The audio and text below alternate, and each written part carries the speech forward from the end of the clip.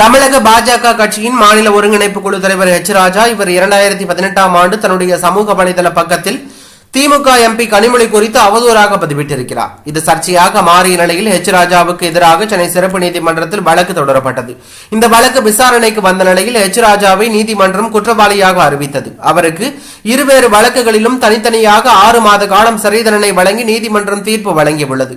இந்த இருவேறு வழக்குகளிலும் அவருக்கு 5000 ரூபாய் அபராதமும் விதிக்கப்பட்டுள்ளது. மேலும் தனக்கு எதிராக தொடரப்பட்ட வழக்கை ரத்து செய்யுமாறு நீதிமன்றத்தில் எச் ராஜா வழக்கு தொடர்ந்த நிலையில் அவருடைய மனுவை தள்ளுபடி செய்த நீதிமன்றம் சமூக வலைதள பதிவுகளின் அடிப்படையில் அவர்தான் குற்றவாளி என்று தீர்ப்பு வழங்கியுள்ளது.